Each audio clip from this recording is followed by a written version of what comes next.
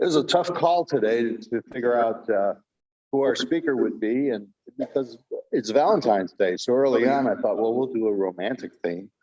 And Hugh Hefner never returned my phone calls, so we had to go a different direction. But it became very obvious a few weeks ago that the Bengals were taking us in a complete different direction in this city, a direction of excitement. And yeah, last night didn't turn out exactly how we'd like it to, but you know what? This city's got to be proud of what they did. So Bryson is a colleague of mine at Huff Realty, very successful real estate agent, and somebody who I really enjoy working alongside a lot of times. But Bryson's real main love is football, I believe. I don't think I'm wrong there. He's been around football for years. He was a football player at Ryle High School, then went off to college, and then came back as a coach, became head coach at Ryle, and then he saw the program at Boone County needed some help. So in 2019 was it that he went over to Boone County, of course, right in time for COVID, and but really turned the program around there. And I asked him, could you come talk to us, hopefully about the Bengals win, but how the Bengals are involved in the high school programs and what the importance of the high school programs are. Bryson's been an award-winning coach at Boone County. In 2021 alone, he was awarded the Cincinnati Bengals Coach of the Week, the Tri-State Football Team of the Week, Gold Star Chili Team of the Week, and the Cincinnati.com Team of the Week. And then just recently, again, Bengals Coach of the Week this year, right? So please join me in welcoming Bryson.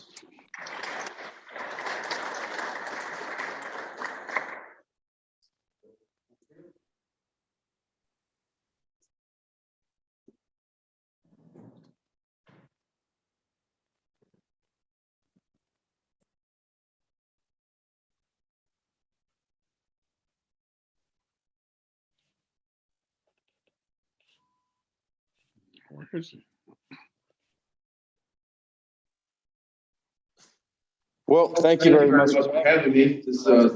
I attended the Rotary Club meeting. This seems like an extremely fun group, and these things are important for our community to get together and build our community and make it a better place for the people that live here. I think we have an outstanding community. I think that's something that we're proud of. And one thing I'll say, the excitement that was brought these past 2 weeks, really, since they beat Kansas City the first time. I went to that game. I am a season ticket holder, got 6 seats, and had 14 passes, fundraising. I was there around. But the excitement to last, really, this whole season has been unbelievable. And how the community has come together. And then I'm sure economically, or certainly, it's helping people, especially with the COVID and how much distress that's put on some of these businesses out there. So it's really exciting times. And I think what's neat about the Bengals is that this is a different organization. Mike Brown's still the president, but he's made changes to put this organization at a championship level that's going to be consistent for years to come. This is not the old, some of those 2,000 years and really, just tough times as Bengals fans, 31 years of tough times. Even though I think Marvin Lewis did a great job, just no playoff wins, but he did help get this organization back in respectability. And then I think Zach Taylor's been just unbelievable. I don't think there's ever been a head coach that went into the bars and the local pubs and giving out game balls, throughout the community. And that just shows how much he cares about the community and how much he cares about the Cincinnati Bengals and giving back. I said that 3rd and 1 call. I mean, if a guy gets a first down, it's like the greatest call ever. I think it, had to be geared up for Joe Burrow to be throwing the football there. But overall, Zach Taylor makes great calls. He's very aggressive. I've learned a lot from just watching him and how unpredictable he is. And that's been really exciting to be a part of. The Bengals Coach of the Week, when I get something like that, and the awards we got, I asked him, why? So I'm just going to ask a couple questions. And most of you may not know what Boone County football is about or what we've been doing there. When I played there for legendary coach Owen Houck, we were the most physical football in the state of Kentucky. Nobody out physical us. And won a lot of football games, usually average between 10 to 12 wins a season. So in a football season, you basically get, 10 to 11 to 12 games. So that's in 7 seasons prior that I got there. That's about 70 games, something like that. But I'm just curious, if anybody knows, before I took over in 2019, what the record was, I'm thinking my man Roger Babick might know. But the previous 7 seasons at Boone County, it was not good. But I'm just take a guess. There was actually 77 games involved in those 7 seasons. Does anybody want to take a guess on what the record was? That's pretty good. You did your work. It was 6-71. 6 wins in 7 seasons. So, and I had a great career at Rye, and then I got heavily into real estate and my family and building a house. And Roger was a huge part of our success down there. He actually married my wife and I in Florida during the Super Bowl weekend back in 2007. We had an absolute great time. And it was cloudy day and Sunday week. My wife was a little bit disappointed about the clouds. I was like, it's still warm. It's going to be 70. And Roger was there. We still got the film. When he married us, and we said, I do. And the sun came out so unbelievably and then went back. And that was our son that day. And I thought that was a great sign from God. And I'm very blessed to have a great family. Roger was a big part of that. I still got the book every day that, talk about marriage counseling and some of the things. And I don't argue with her too much, Roger. So she's usually right all the time. So he taught me that right away. So 6-71 was a tough situation. And you can't take that too lightly when you're looking at that kind of situation. I was at Cupcake. I came back to coaching. I wanted to give back. But real estate had really been taken off for my wife and I own our own business at Huff, and Don's been great to work with as well. We got a great company there. So I was really just loving what I was doing. But Eddie Emerson down at Cupcake had called me, and he wanted to bring me on. He's a great head coach and just a great person to be around all the time. And so I went back there. We won a state championship in 2017. I coordinated special teams, and I was outside linebackers coach and the O-line coach. And it was a great time with a couple other guys that coached the O-line. But then Boone County came calling because it was really, really just a bad situation up there. And, you got Sean Alexander, who was a big part of that. I couldn't figure out why it was 6-71. I had looked at the school, I'd been through there, and the morale was just down. I'm going to tell you a story because, like I said, you don't take this lightly. Because when you're taking this over, it's going to take. I told everybody, I don't have a magic wand. I'm not going to be able to come here, and it's going to take a ton of hard work and a lot of good decisions. But I wanted to do it because it's about helping others, and it's about helping these young people. But I will tell you a story in the interview. I still hadn't decided to take the job, and there wasn't any other interviews. That you don't have to do that. There's rumors out there, and I didn't really know, but you don't have to interview in high school anybody. But so our principal, Mr. Slotman, is outstanding. He's like, you're it, and I don't know what I would do, So that was, but I still hadn't decided I was going to take this job because it's very, very tough situation. And football is not a game. You can't throw pizza parties and have success. So I knew it was going to take, but Eli Rossi was a kid in the committee. And he was sitting there the whole time through this interview and hadn't said a word. And at the end, I asked him, I said, and I still hadn't decided I was going to take this job and didn't really think I was going to take the job. And I looked at Eli and I said, Eli, I said, you've been sitting here and you haven't asked any questions. You haven't, spoken up. I said, I'm just curious, what are your thoughts after you've seen, if I'm hired as the head football coach, what are your thoughts? I mean, this kid literally sat there for 10, 15 seconds, and in an interview, you're kind of a long time. And I'm thinking, did he not hear me, or does he not care, or what's wrong with this kid? And he said, Coach, you're all we've talked about. We've been waiting for you. And right then, it still gives me chills because right then I knew that's what God wanted me to do. I need to go in there and help these kids, help this program, and get us back to respectability. And that's what the Bengals did. They looked at all these programs. We're the only 4-6 team out there. And I asked them, why? And she was like, well, at the Bengals, and the whole NFL is concerned about football. We want football to be healthy, not just for next week, next year, 5 years, for the next 25 years. And we see what's going on. We know what you were involved in. We know what you took over, and we know the improvement that you're making. And I just think that's huge because they didn't have to pick a 4 and 16. It's one of their, 10 coach of the weeks, and they gave $1,000 to our program, so that's always big for us financially. But that just shows you what the Cincinnati Bengals are doing to seek us out. That not a winning record, but to recognize that the improvement that we're making. And I thought that was huge for us. I will tell you, Boone County High School, and Roger knows this for certain. The first thing at Boone County High School is academics is number 1, and football is number 2. Academics is number 1, and football is number 2. So that's the way it works at Boone County High School. Not everybody gets that joke, but academics is very important. Boone County High School is a great school.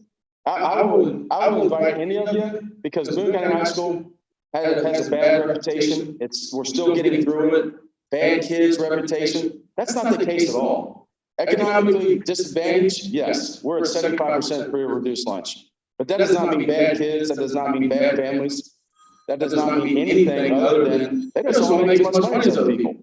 Great kids, great school, great leaders in the school with our principal and our athletic director and our teachers. And the kids really do work hard. And I would invite any of you, since you're, really involved in the community, to stop up there, see Mr. Slottman, take a tour of the school, and check it out. They're putting close to $12 to $15 million into this high school. It's a high school that was really down as far as facilities and maintenance, and they're really putting a lot into it. A whole new center in the back, stage and auditorium. Obviously, we've got a brand new field. And then they're putting now $5 or $6 million in the back of the school that is really going to help improve the morale of the kids. It's what it is. I was, what it takes to be a rebel. This is what we live by every day. And these kids, and actually, this kind of motivated me. Reading this, because our kids really believe in this. What it takes to be a rebel. This is what we're teaching, but it's for life, really. Show up. Once we show up, complete focus. Demand excellence in every area of life. Hold each other accountable in a positive manner, provide encouragement daily together, trust the system, understand the reasons behind the system. And we say that because we're telling you, if you don't understand, come see us, talk to us about it.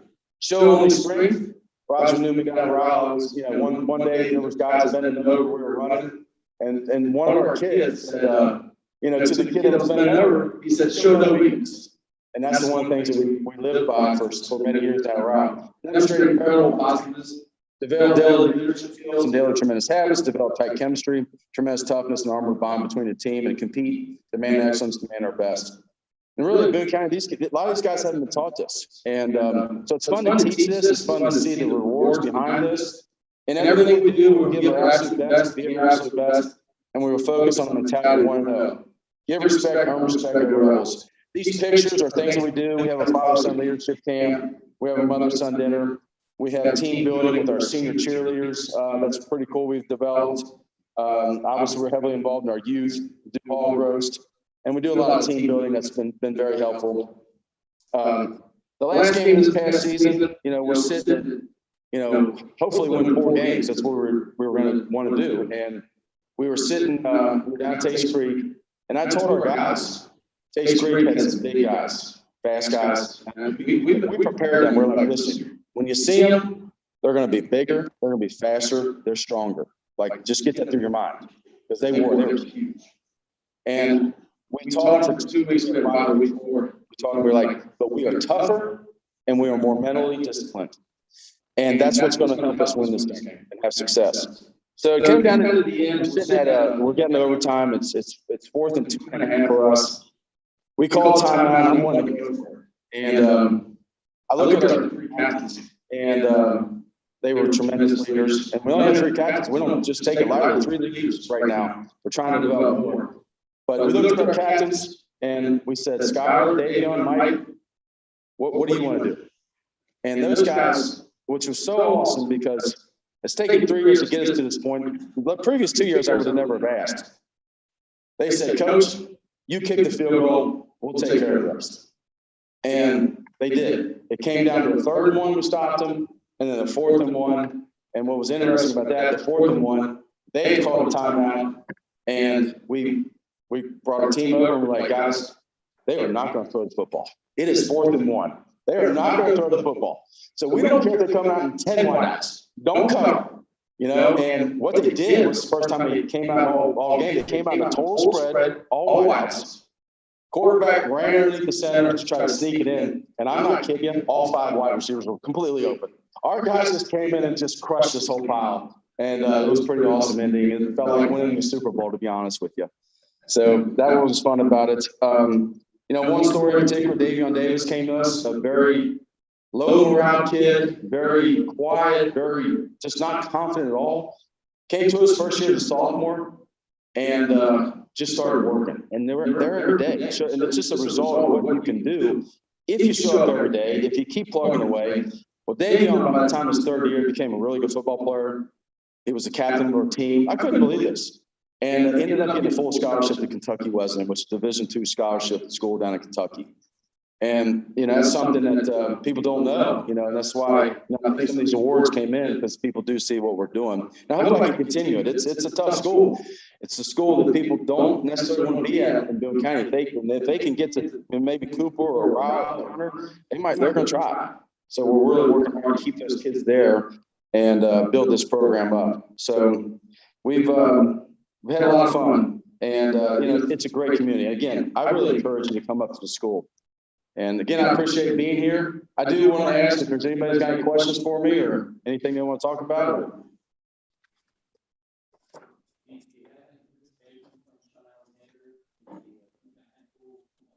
Yes, we do, and that's always one of the biggest questions I get. But Sean's been involved. Besides my wife, she was my first phone call I made when I took the job. Sean was the second call I made, and asked him to be involved and help. And I'm going to reach out to him again. But that first year, he's in Virginia. He's got a big family, 11 children, and he really has 12. He said he lost one a few years ago. But big family, and I said, Sean, if you make it into town, your brothers here, if you could stop up. He called me on kind of like Friday because I'm going to surprise my mother, and it was 2019. And then Monday morning, if you get the kids there, I'll be there. And he came in, we surprised the kids, we had breakfast together, and he spent 3 hours with us. And that was a great thing. Our principal, usually principal's like, you got to get back to school, but with Sean there, we were in there for until like third period. So it was fun to have Sean there, and our principal supports that. But his son, we hope he has a chance, or not son, his nephew, Austin, is an unbelievable football player. He's going to be the best football player in Northern Kentucky. And we thought we had a chance because he was coming to all of our games, and I think he was considering Boone, but he's at Cooper, and it's a great family. And I support that Austin's going to be awesome, but we still need Sean involved. He still loves Boone County football. I'm sure he's a supporter of Cooper since his nephew's there, but yeah, he's a Boone County guy forever. We always say once a rebel, always rebel. And yeah, he's a really neat guy, and we need guys like that, and he knows that.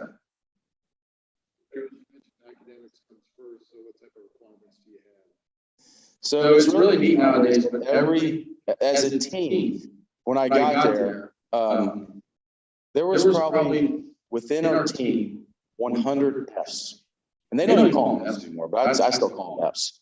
They call them Is, incompletes. It's a different world. They have a chance to make up their work. And that's not the way the real world works. Like, you don't have a chance to make up. If I don't get to that appointment or follow up with that lead, someone else is going to get it. So that's not the way the world works. But they do have incompletes, and then they got time to make them up. But we basically had a lot of Fs, and I was trying to fix it. I was meeting the kids, and it just wasn't working. So one day I went and I said, okay, for every F, we're going to do 2 up downs to start practice every day. You have an F, we're going to start practice with 2 up downs per team, the whole team. I don't care if you got straight A's. You're still going to do the up downs. So the first day we did 212 up downs, and I did them with him. By the way, I don't do that anymore because I couldn't hardly walk the next day. So then by week 3, we were down to like 42 Fs, and then COVID hit, and we got kind of off track. But we checked it even in the off season. I call it the real season, which is right now. We still do grade reports, and we still start out with 2 up downs, and we're down to like 30 some. So we might do 60 up downs as a team, but it really works, and it's a perfect bunch. So it's really. You know, I've seen guys go from early season E's to ace, you know, but I've tried everything, by the way. There was nothing else, especially there, that I felt, you know, it was the only thing we could do. It's really been working. But our teachers are really good up there, and our principal's really good. And, you know, it's the whole school academically is very strong. Our principal's daughter is actually works for NASA. She's a genius, and she went through there. So, but yeah, I make that joke about that. I had one parent get really mad at me one time because she sat through down around 4 of our banquets, and then the last banquet, she finally saw what I was doing, and she came up to me and said she was really upset with me about that because she really believed that I, you know, was academics #1. I said, well, that was just a joke. I really do believe academics #1, and football's #2. But yeah, it's been fun turning those kids around in this classroom as well. Yes. It seems as though a lot of the aspects are changing as far as back in the day, talk about physicality. We have like more sleep and other things. So I always it seemed like our offense wasn't working with our defense was the highest job we had at that point. Is that looking to change or also kids going to Cooper and Connor? You know, I mean, again, it's a tough battle, and I love it because it's a daily grind. Cooper and Ryan and Connor is just they got a lot of kids. But my principal said the other day, he goes, man, we've got a lot of talent, but talent doesn't equal great football players, because if mentally, football is a very demanding physical sport, and when the going gets, there's always going to be times in game when the going is getting very tough. And if mentally you can handle that, well, you're not a very good football player. You can be very talented, but not be a very good football player or good at anything. We've seen it all the time. Guys don't make the NFL that should be playing in the NFL. But so we're doing okay there. Our line is going to be the best line we have coming up. We're supposed to have a new waiver room. That's kind of on the waivers. We're working on that right now. But this real season is so important. In the last 2 years, I don't know how we've accomplished what we were able to accomplish with not being able to spend as much time with our kids. And I still do live with our kids because I'm there and I need to spend my time wisely. So I live with them. But we basically went almost 2 years without what I call the real season program. So, but now we're getting back to that, and our line's going to be big again. And what we do have athletes. Mentally, we can get them in the right direction and get them focused, which we've proven we can do that, especially like a kid like Davion Davis. And I think we have in Boone County the absolute best potential to be Mr. Kentucky in football this year. His name is Jay Sean Pouncey. He's a sophomore. Unbelievably, Lloyd canceled football. The only one in the state of Kentucky canceled football in 2020 for some reason. And those kids thought they weren't going to play, so they moved into there with dad to come to Boone County. We've got 3 of the Pouncys there now. And everybody knows some Pouncys down to Volland. That's where the family's from. They're great kids, love them, but Jay Sean is 6'5", and I've seen him develop and grow. Now, if you ever want to go to a basketball game, watch the kid. He's special, just a sophomore. But he was dunking early in the year by getting some passes on the run and dunking. But now he's getting rebounds and just going up and dunking the ball. And Eastern Kentucky was there the other day, and they said they're definitely going to offer him. I don't know when it's going to come, but they said he's definitely, and that's just the first one. He's going to get a lot. He's going to be unbelievable. So the talent's there, you know, just if we can develop the mental toughness, we'll have a good football program again. The other thing I point out is the number of It is. Diversity there is incredible. It's fun to be a part of. We have kids that were in severe danger of living from Congo, some of these places that they found their way here, had to get out of those places, and it's really fun to work with those guys. We had a guy last year down at Kentucky Wesleyan now, Mercy Albacito, that came to us. He was 405 pounds, and I don't know how he got to be that weight, but he was in a very dangerous situation over there. He came to us. After a year, he was down to 310 pounds, and we only had him for 2 years, but he's on the football team down there. He's doing well, and that's what football can do, change lives like that. And Mercy, I think, is going to be tremendous. And, you know, if he stayed over there, it sounded to me, the conversation I had with him, that he might not make it. So it's really incredible. A lot of diversity up there. And, you know, it teaches even a lot of people a lot of things. You know, that's one thing I say about the high school. You go there, you're going to learn a lot of different things about a lot of different people and be really adverse in life. So it's pretty unique. I give you, this is a fact that people don't know how, his idea really helped around high school community. After the 07 season, Bryson's idea for VW after to raise money to put in artificial turf at Route, and I told him I would do that. And God, we had become great friends, and Bryson means a lot to me, but it was his idea, and I call it the 64-day miracle. 64 days, almost $1 million was raised. That put the original turf in it, Route, but it wouldn't have happened without his idea. And you know what you don't know, Roger, is that I think that's a big reason that the other schools got the turf this year, because Rowell had, when that money came in, there was an anonymous tax donation to the Boone County Board of Education 2 years ago, $16 million. They decided to put turf in the other schools. I think it'd be a big reason just because we did that at Rowell. Rowell won't tell, he's very humble. Roger's very humble about this, but I was in his house, we had dinner. I'm walking out. He says, "I got one more question for you. If we do this," he said, "can I dedicate this to God?" And I said, "Absolutely. I mean, that's what you taught me. I think that's a great reason." And I start to walk out, and he goes, "By the way, I'll have the turf done by this year." And I was like, I mean, this was a 5 or 6 or 10 year plan. He said, "I'll have that turf in by this next season." And I'm thinking, that's great. And I'm thinking, well, he's crazy. He's out of his mind. But Roger, we got it done. And I love you, Roger, and a lot of support over the years. But any other questions? It's been a great time. I really appreciate this. I love these opportunities. And if you're able to make it out to a game, we need all the support we can get. And any questions, I'm always available. Thank you very much, and go Rebels.